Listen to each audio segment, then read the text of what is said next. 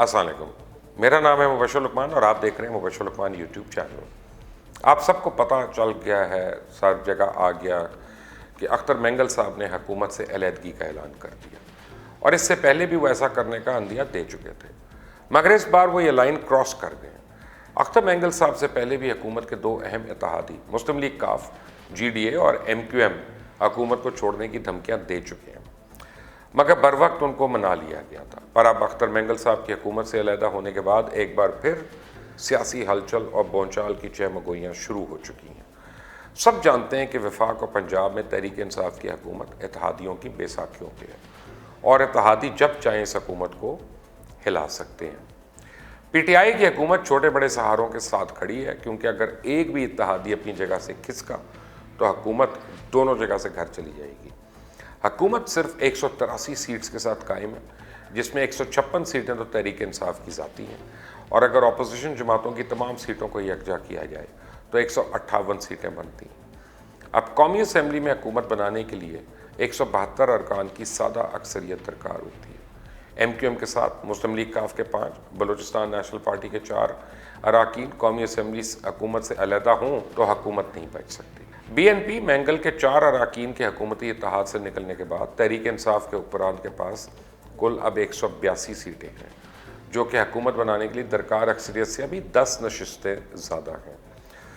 साजिश कहें, मफरूज़ा कहें, जो मर्ज़ी कहें, प्रोपेगेंडा दें, जो भी नाम देना है दे लें, लेकिन एक बार फिर ये डिस्कस होना शुरू हो चुका है कि इमरान खान की हुकूमत घर जा सकती है और इनकी हुकूमत ख़त्म हो सकती है और PTI का बोरिया बिस्तर लपेटा जा सकता है। वैसे जब से PTI हुकूमत में आई है, पंजाब और वफाक में इत्तेहादी हुकूमत के लिए ड्रोना ख्वाब बने रहे हैं।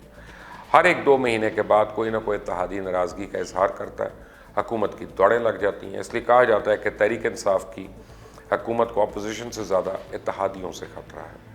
बहुत से लोगों का तो ये भी मानना है कि इमरान खान ये मौका ही नहीं आने देंगे और अगर हुकूमती पोजीशन वफाक और पंजाब में ज़रा भी कमज़ोर हुई तो वह असम्बलीज तहलील कर देंगे, तोड़ देंगे।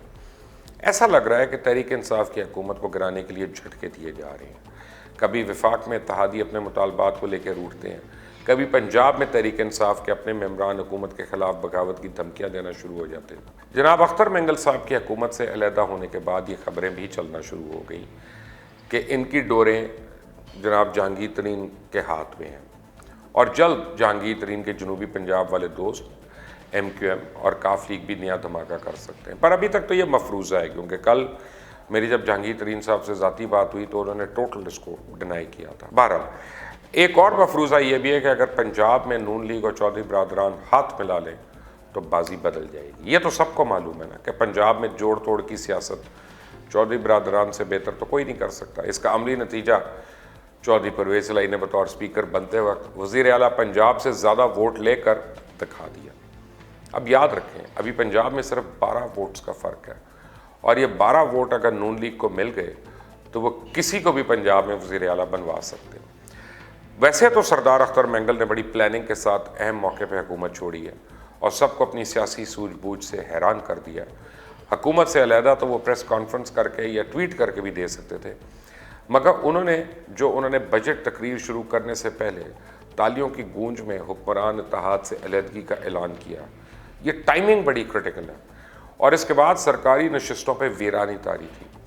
BNP मौजूदा हुकूमत की फितरी हलीफ नहीं है, वो अपने मुतालबात की असीर है। ये भी अहम है कि पार्लियामेंट के 5 अराकीन पर मुश्तमिल इस पार्टी ने कोई सरकारी मनसब, वजारत या ओहदा पहले दिन से हासिल ही नहीं किया और ना ही इसका जिक्र BNP के लबों पर आया। इसने अपने और सूबे के मजमूई मफाद के लिए हुकूमत की हिमायत की और फिर हुकूमत की लगातार अहद शिकनी से आजिज़ होकर वो साइड पे हो गए। जनाब अख्तर मेंगल साहब ने सियासी फ़ैसला ही किया, मगर इनके इस अहम मौके पर हुकूमत छोड़ने से अखलाकी बरतरी बड़ी वाज़ेह हो गई है। मज़ीद जानने से पहले आपने अगर अभी तक इस चैनल को सब्सक्राइब नहीं किया तो प्लीज़ कर लें, बेल आइकॉन को प्रेस करें ताकि ताज़ा तरीन अपडेट्स और नई वीडियोज़ आपको बर वक्त मिलती रहें। जब BNP ने PTI की हिमायत का फ़ैसला किया तो गालिबन वो ये सोच रहे थे कि शायद वो वज़ीर आज़म इमरान खान से बासानी अपने 6 नुकात मनवा लेंगे, लेकिन ऐसा नहीं हुआ।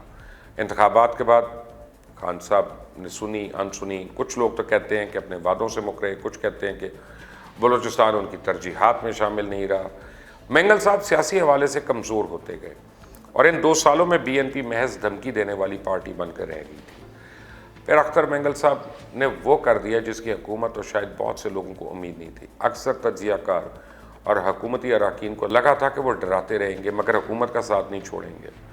मेंगल साहब का कहना है कि हमने कौमी असम्बली में लापता 5128 अफराद की फहरिस्त पेश की और इस दौरान मई तक 500 मजीद अफराद की गुमशुदगी की एक और फहरिस्त थी, जबकि 900 से 1000 अफराद की एक और फहरिस्त है जो अभी तैयार हो रही है।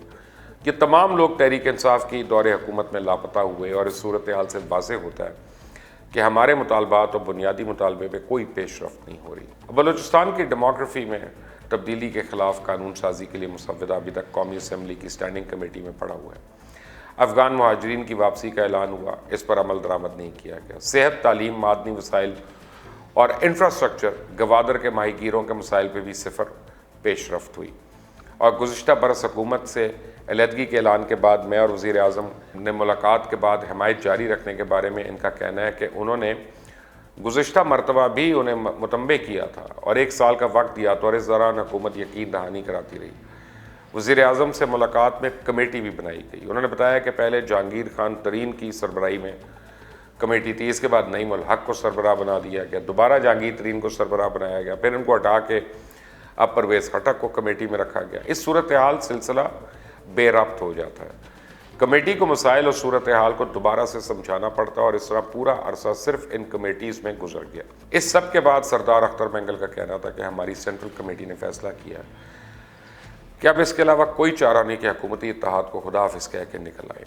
उन्होंने एक बड़ी खूबसूरत बात की कि हो सकता है मिसिंग पर्सनस की वापसी में कोई और रुकावट हो, लेकिन कानून साजी, तरक्याती मनसूबे, रोड बनाने में क्या सब में और लोग रुकावट है? हुकूमत जो है वो कोई उलिया बनाकर, किसी को टीला बनाकर उसके पीछे छुपना चाहती है। बजट पर भी उन्होंने हुकूमत को आड़े हाथों लिया कि ये बजट वज़रा दोस्त हो सकता है, ब्यूरोक्रेसी दोस्त हो सकता है, अस्करियत दोस्त हो सकता है, लेकिन अवाम दोस्त बजट आज तक न इस मुल्क में आया और शायद उसके इम्कानात भी नहीं। हुकूमत में तनकीद जारी रखते हुए इनका कहना था कि हुकूमत की संजीदगी का ये आलम है कि जिस दिन बजट पेश किया जाता है तो पहली सफ़ भरी होती है, बजट मंजूरी के दिन भी सफ़ भरी होती है, लेकिन जब बजट तजावीज़ पेश की जाती हैं तो दूरबीन से या खुदबीन से हुकूमती अरकान को ढूंढना पड़ता है। कौमी असम्बली में अपनी तकरीर में इनका कहना था कि हमारे यहाँ एक रवायत रही है कि हर हुकूमत पिछली हुकूमत को कसूरवार ठहराती है। मैं मौजूदा हुकूमत की बात नहीं कर रहा, पिछली हुकूमतों ने भी यही किया, इससे पिछली हुकूमतों ने भी यही किया होगा कि ये बदहाल मईशत हमें विरसे में मिली, खाली खजाना हमें विरसे में मिला। अगर आप इस विरसे के चक्कर में चलते जाएं तो बात 1947 तक पहुंच जाएगी, क्योंकि विरसा तो वहाँ से शुरू होता है। फिर आप कहेंगे कि कायद-ए-आज़म मोहम्मद अली जिन्ना ने मैं पाकिस्तान खाली और खोखला करके दिया हुआ था। उन्होंने कहा बजट में कहा गया कि NFC अवार्ड पर नज़रसानी की जाएगी, ये गलती से छपा है या ज़ुबान फिसल गई? नहीं, ये इनकी पॉलिसी है और इस पॉलिसी के चर्चे हम कई अरसे से सुन रहे हैं। अख्तर मेंगल साहब ने कहा मैं इस ऐवान के तवसत से हुकूमत और वज़रा से इस बात की वजाहत चाहूँगा कि नज़रसानी किस तरह की जा रही है। क्या ये जो कहा जा रहा है कि 18वीं तरमीम को ख़त्म कर दिया जाएगा, तो क्या ये इसी का हिस्सा है? ये किसकी पॉलिसी है? हुकूमत की पॉलिसी है, इनके इत्तेहादियों की पॉलिसी है, ये किसी और की पॉलिसी है? सरदार मेंगल का ये भी कहना था कि बजट से पहले चीनी, आटे, पेट्रोल और ये अशियाए खुर्दनोश का बहरान था, अमन व अमान का बहरान था, लोगों के अपने घरों में हिफाजत का बहरान था, लेकिन इनके लिए क्या कुछ किया गया? रोज़गार देने के बजाय रोज़गार छीना जा रहा है। याद रहे कि BNP ने तहरीक इंसाफ की हिमायत के बदले कोई वजारत या मुआविन का मनसब नहीं लिया था, लेकिन वज़ीर आज़म, स्पीकर और डिप्टी स्पीकर के इंतखाबात के लिए तहरीक इंसाफ की हिमायत की थी। और इस वक्त पाकिस्तान को एक मुश्किल सूरत हाल का सामना है। एक तरफ इमरान खान के अलावा कोई दूसरा सियासी ऑप्शन मौजूद नहीं, तो दूसरी तरफ मईशत और तर्ज हुक्मरानी के मामला बहुत ख़राब हैं। ऊपर से ये वबा और ख़ित्ते की तेज़ी से बदलती सूरत हाल संभलने का नाम नहीं ले रही। अब मसला ये है कि अगर इमरान खान को हटाते हैं तो सियासी खलापुर करने वाला कोई दूसरा तो मौजूद नहीं होगा, लेकिन अगर अब PTI ऐसे ही मरकज़ और सूबे यानी पंजाब और KPK को चलाती रही तो फिर गवर्नेंस और मईशत तो संभल नहीं सकती और मुल्क ऐसे चल नहीं सकता। गोया सूरत हाल इंतहाई ख़राब है और इसका एहसास अब काबीना में मौजूद अफराद और तहरीक इंसाफ के सीनियर रहनुमाओं को भी हो रहा है और ये सबको हो रहा है। आपने अगर अभी तक इस चैनल को सब्सक्राइब नहीं किया तो कर लें, बेल आइकॉन प्रेस करें ताकि मज़ीद अपडेट्स और वीडियोज़ आपको मिलती रहें। अल्लाह हाफ़िज़।